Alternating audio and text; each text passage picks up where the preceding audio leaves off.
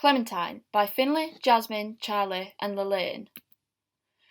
Our pitch is for a music video to accompany the song Clementine by the artist Halsey.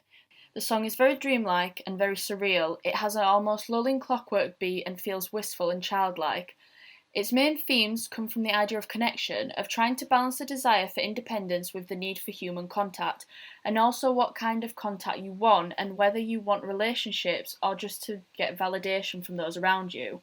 In order to communicate all of these themes and also match the atmosphere created by the song, we decided to base our video around the idea of a character who's a girl struggling to connect with the people around her.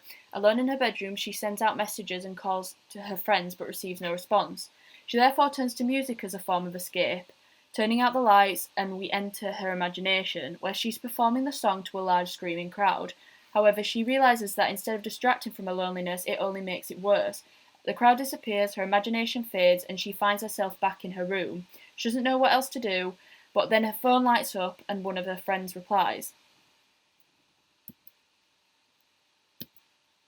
Regarding influences, we aim to combine the way surrealism and music can be used in media.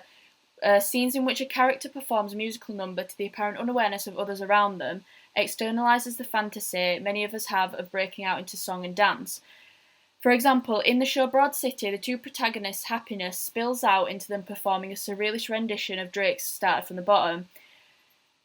In addition, Sabrina Carpenter's In My Bed proved to be inspiring in terms of technical factors such as lighting and production design, with the use of pinks and purple tones and maximalist set designs, giving the film a dreamy quality while still retaining a level of relatability.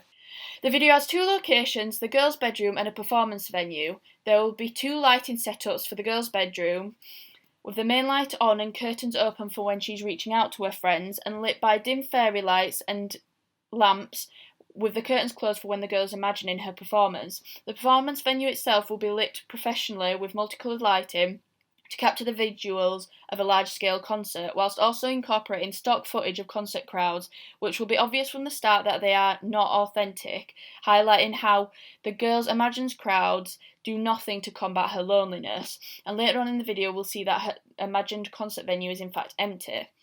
We will use costume to clearly distinguish between the girl's reality and her imagination. In the scene shot in her bedroom, she will wear cosy indoor wear to match her isolated habits. However, when we cut to the concert scene, she'll be wearing something more suited to a seasoned performer.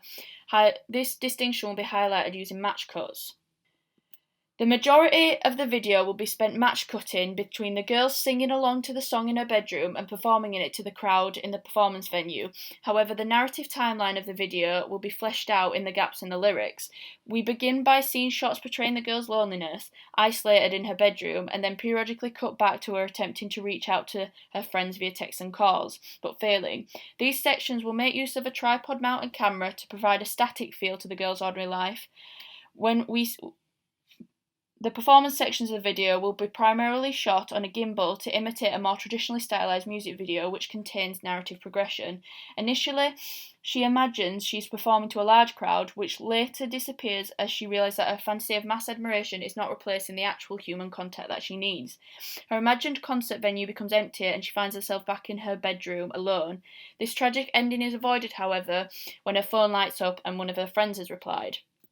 Due to the single character and small number of locations, it will be easy to shoot this film in a COVID-safe environment. The bedroom scenes can be shot in a flat with people who live there, hence posing zero risk of transmission of the virus. The concert venue scenes will be shot in an empty church hall. These scenes will require more people on set, but we will ensure that everyone is wearing masks when not on camera, and all equipment will be handled only by those responsible for it. Overall, this will be an effective and inexpensive video which accentuates the themes and moods of the song and can be shot efficiently in a COVID-safe environment. We look forward to presenting the finished result.